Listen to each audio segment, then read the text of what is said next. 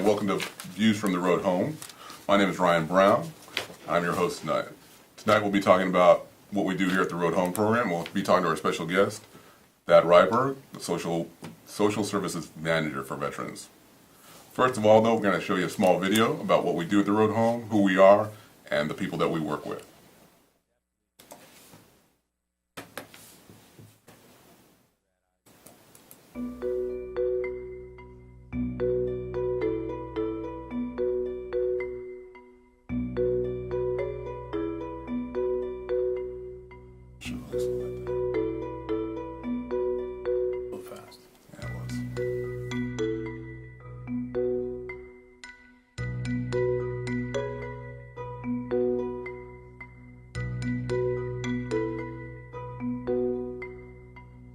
I got out the Marine Corps and I went to work for them as a DOD police officer with the military police. My post-traumatic stress was a problem at the job. Couldn't remember stuff that I wrote down, was losing stuff, was agitated, had a bad temper.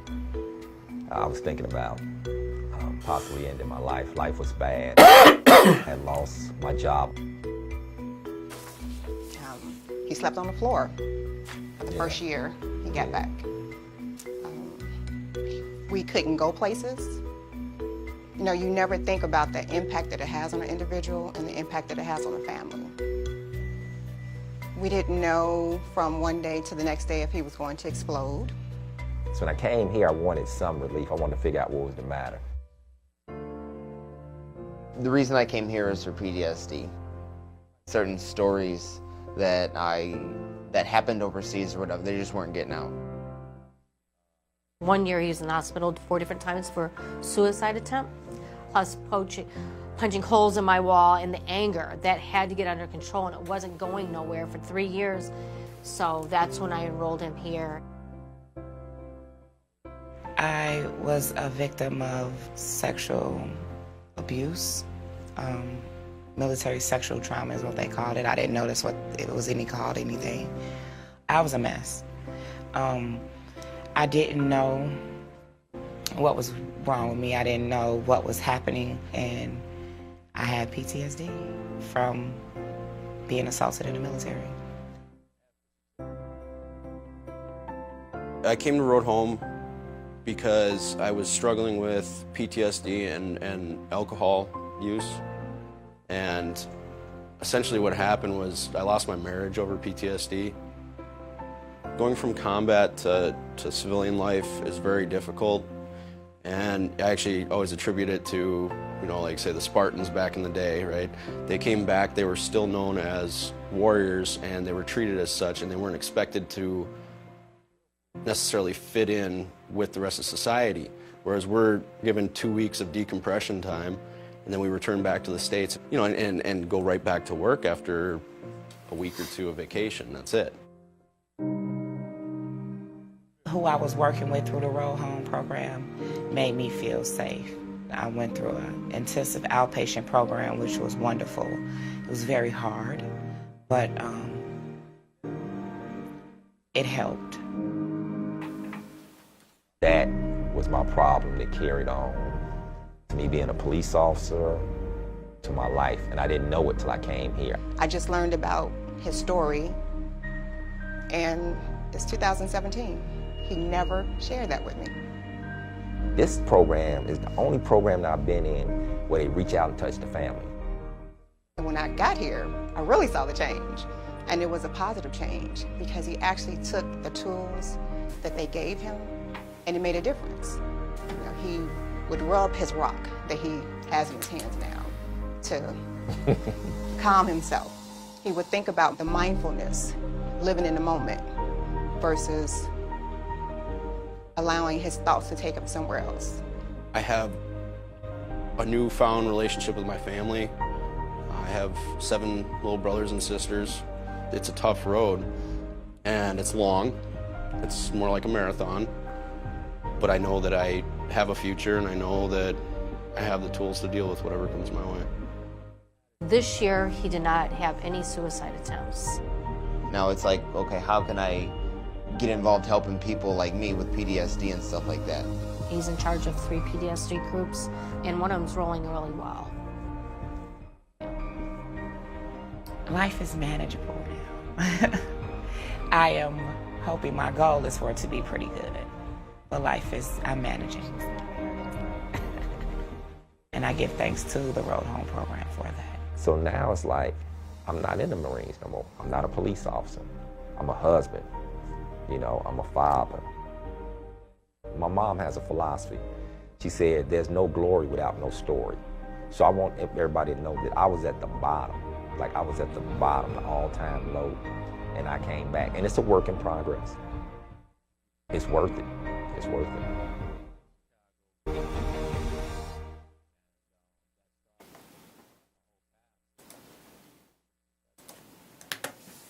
All right, we're back. Dad, let me ask you this. What is the Road Home? What do we do now? Well, the mission of the Road Home program is to provide compassionate care for veterans and their families. We do that through individualizing the treatment and care for the veteran and their families, and also help them navigate services that are available to them. All right, well, what is your role at the Road Home?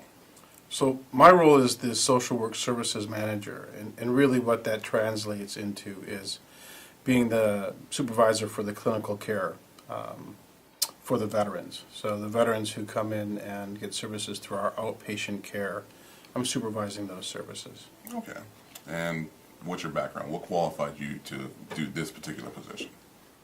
So I'm a licensed clinical professional counselor in the state of Illinois, and I've had several trainings in evidence-based practice to treat PTSD. A lot of the work that I've done in my professional career really is working with people affected by war trauma, both veterans, which I've been doing for the last several years, but also refugees and other people affected by war. All right, then. Well, how many people have we treated at the Road Home to date? So since opening its doors in March of 2014, the Road Home program has served over 880 veterans and their family members. The majority of those people that we've served are veterans, both in our outpatient program and our intensive outpatient program. Okay, so when you talk about outpatient versus intensive outpatient, what kind of services are we talking about? So an outpatient program, typically veterans come in once a week, they'll see a therapist, focus on treatment for PTSD or other problems that they're having. They have access to psychiatry, but there's also a number of groups that we do, art therapy groups, there's a yoga group, there's a mindfulness group, substance abuse group. All of those occur in the outpatient programming. But they also can access talking to a chaplain if they have some spiritual questions. One of the things that we've been able to see in the veterans coming back from Iraq and Afghanistan is what's been labeled moral injury. So we have a chaplain who's available to talk to them about spiritual matters, moral matters. We have nurses who are able to provide some medical care. And really it's a multidisciplinary team to provide outpatient care. All right. I know that on the video, some of the clients mentioned the phrase evidence-based practices. For those who aren't familiar, what are evidence-based practices? Yeah, so the Veterans Administration has identified 3 evidence-based practices to treat PTSD. Our clinic provides 2 of those. One of them is cognitive processing therapy, which we use both in our outpatient programming and in our intensive outpatient programming. And the other is prolonged exposure. Both of those are cognitive behavioral therapies, but just practiced in different ways. Both of them have very good evidence showing that they're effective in treating PTSD. All right. Well, you just mentioned the VA. Is Road Home related to the VA or connected to the VA in any? Yeah, that's often a question that we hear, and we're not. So the Road Home program is within the Rush University Medical Center. We collaborate with the VA, like the Jesse Brown VA, which is right down the street from us. But we're not part of the VA system. Okay. Now, I know you also mentioned OP or outpatient services, but you also mentioned IOP. What's an IOP? So that's an intensive outpatient program. And what we have determined through collaboration with our private funders and the VA is that there was a need for this level of care that wasn't as intense for PTSD that a residential treatment program would offer, but was more intensive than an outpatient program. So our intensive outpatient program is a 3-week program where veterans and family members come in and just, really are provided intensive services. Okay, so it sounds like there's going to be some additional requirements for somebody who's seeking the IOP services. Can we talk about those? Right, so generally those are veterans who may have had treatment in the past for their PTSD, and for whatever reason that treatment didn't improve their life. It may be that they're veterans who are coming out of a residential program where they've been for 45 to 60 days and they need a step down in care, so we provide the IOP for them as well. Okay, so it sounds fairly selective. How many people have gone through this IOP program? So since we started, there's been about 200 veterans who've gone through our intensive outpatient program. I think as we finish our current cohort, there's 12 veterans that we're working with right now in our current intensive outpatient program. I think when they go through, it will be right around 200. Okay, and can we describe the content of an IOP? I mean, what are you, they're there for 3 weeks? Yeah, so in a lot of ways, we take a lot of what we offer in the outpatient programming and we condense it into 3 weeks. So the veterans are in programming 5 days a week with some scheduled outings on the weekends, and they are provided with cognitive processing therapy both individually and group, but also they're involved in a number of other groups and classes, including yoga, mindfulness, family and communication in relationships, art therapy, sleep hygiene, a number of other effective groups to help them treat their PTSD. Okay, so it's not a residential program. Right, it's not a residential program. They do stay on the Rush campus. Okay. We pay for them to come in. We pay for them to stay at the Illinois Medical District Guest House, and then we just shuttle them back and forth from there to our program. Okay, this sounds pretty expensive. So we've got vets from all over the nation. Yeah. How much does it cost a vet to do like an IOP or even seek services at Road Home? Yeah, we're lucky. So we have a lot of philanthropic participation from a number of funders who are very invested in helping veterans and their families. So the cost of the veteran is nothing. We're able to cover all of their travel, all of their living, accommodation, all of the clinical care that we provide for the IOP and in the outpatient services for free. There's no cost to the veteran and their family. Okay, so family members don't pay for any services they receive either. What services are family members eligible for? So on the outpatient side, those services look very much like the same kind of services we offer the veterans. So a lot of what family members are participating is usually a spouse or a partner who's coming in for individual counseling.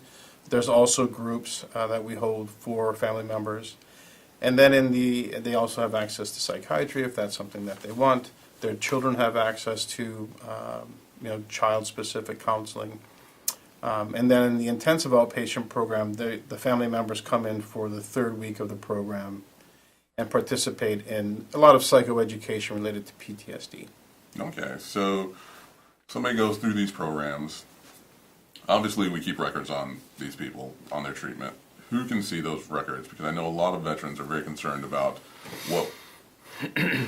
there's a lot of stigma behind psychoeducation, psychological treatment, and people wonder, is this going to affect me in my normal life, in my job, anything like that? Yeah, I think a lot of veterans have that concern. It's one of the reasons that keeps them away from mental health services. So all of our care is confidential. We don't share any of the information with the VA system, which is often a question that veterans have. But also, we don't share the information with anyone unless the veteran wants us to share the information. Okay. So it doesn't go back to their employers, it doesn't go back to their VA, it doesn't affect any of those things that they're concerned about. All right. Well, thank you. Well, let's watch another video real quick about some more stuff we do here at the Road Home, and we'll go from there. turning on the Hi, video. my name is Will Beiersdorf. I'm the director of the Center for Veterans and Their Families here at RUSH, the Road Home program.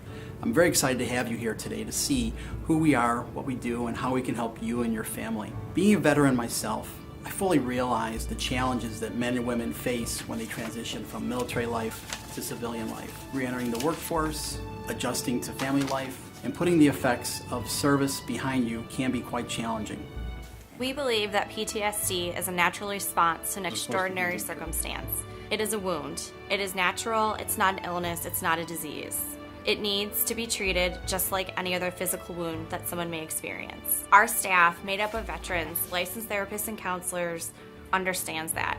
We provide counseling and care for veterans and their family members that are struggling with the stress of combat or deployment, traumatic brain injuries, and military sexual trauma. Our licensed therapists and counselors will pick the best plan of action for you. So whether it's group therapy, couples therapy, individual, or simply coming in for a group support setting, we are here to help you. Healing starts with a simple phone call to schedule an appointment. When you visit our center, you'll be warmly welcomed in our comfortable reception area. A small amount of paperwork will get you started. You will have the opportunity to share your story in a private and confidential setting with one of our trained clinicians. We are located at 1645 West Jackson Boulevard, Suite 602, Chicago, Illinois. We are conveniently accessible by both the Blue Line and bus, the number 9 Ashland, the number 126 Jackson, and the number 50 Damon. If you drive, parking is available across the street. Just ask our receptionist for a discounted parking ticket. We appreciate your service and sacrifice to our country, and we believe you've earned the right to the best and most effective care and treatment that we can offer. We understand that seeking help is hard, but holding it in is even harder. Yeah, not at all. All right, welcome back. All right. So that we hear the words PTSD a lot. What is PTSD? What is PTSD? Let's start off with that. Well, it stands for post-traumatic stress disorder, but I think that term is, like you said, batted around quite a bit, and I think what's important for people who may be suffering from it or have or family members of veterans who think they might have some problems. It's really a cluster of symptoms, behaviors, where someone has been through a life-threatening event, and they may have a depressed mood, they may have difficulties with sleep, with managing their anger, may be very irritable, but also are re-experiencing the traumatic experience that they've been through, and it's bothering them, it haunts them. We have a great team of trained clinicians who are very skilled at assessing for it and engaging veterans in discussing what they've been through in combat situations, men and women who've experienced sexual trauma while serving in the military. Maybe they've experienced a traumatic brain injury and are suffering from moral injury possibly. We have a very systematic and humane way of assessing for those problems and for treating it. And I think in a lot of ways it's important to know that PTSD is treatable. It doesn't have to be chronic. It doesn't have to affect people's lives for the long term, as long as they're willing to come in and get some treatment for it. Okay, well, so obviously it's a pretty serious condition. How does somebody be diagnosed, or how do we know when somebody's been affected by PTSD? Are there warning signs we can say you have PTSD? Yeah, some warning signs if you're looking for those. You're concerned about a family member who is a veteran who may have PTSD. And some of the things that are apparent are difficulty managing anger, and they're irritable. They have a lot of safety behaviors, so it's difficult for them to feel safe. So, they may be checking doors, they may be in public places scanning and looking for threats. A lot of veterans with PTSD have troubles with sleep, so either really difficult to get to sleep or they're waking often when they try to sleep. Some experience nightmares. So those are some of the warning signs that you want to pay attention to if you're concerned about a veteran with PTSD. Okay. Let me ask you this. Somebody's come back from Afghanistan, Iraq, or the military in general. Obviously, they're going to be changed a little bit. They've been back for, how long should somebody expect these symptoms to go on before you would say, maybe this is PTSD, versus maybe you just changed as a person? Yeah, that's a good question. I think that the sooner that we can treat trauma, the better. So what I've heard oftentimes from veterans coming back from these recent wars we've been in is, those first few months when they're home, it's really difficult. They really have a difficult time integrating back into society, relating to civilians. They may be abusing alcohol or substances. Difficult time sleeping, difficult time really concentrating and looking for work and just getting back to civilian life. So it's sometimes difficult to differentiate in those first few months after deployment and coming home if there's PTSD, if there's another psychological disorder, or if the person is just going through a period of time of adjustment. So it always is a good idea to come in and meet with one of our clinicians and just get a sense of, what's going on and if there's anything we can do to help. Okay. And can a family member, say, volunteer or go in without their vet, or do they have to have their vet with them?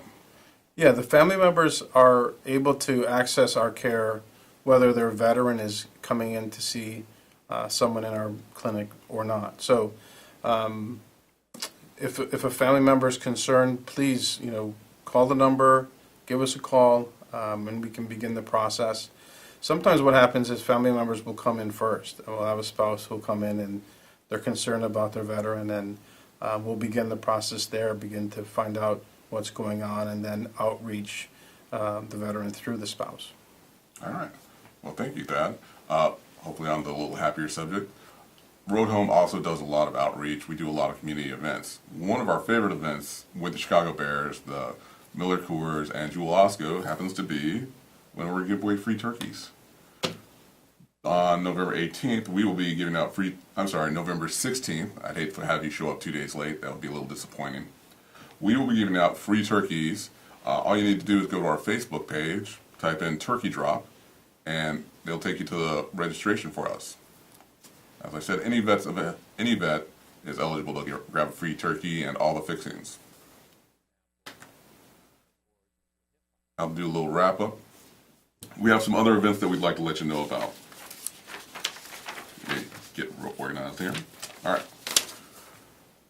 December 9th, the Women's Veterans Health and Wellness event in Pilsen. Let me show you. I've got this nice little patch. Oopsie. Let's try that. Oh. Let's try that. Even better. December 9th, 9 a.m. to 2 p.m., 3 p.m. Wow. 2520 Southwestern Avenue. For all women veterans, all eras, any discharge, feel free to show up. You can register down here on the Eventbrite, or again, you can go to our website and we'll have a link to it for you there.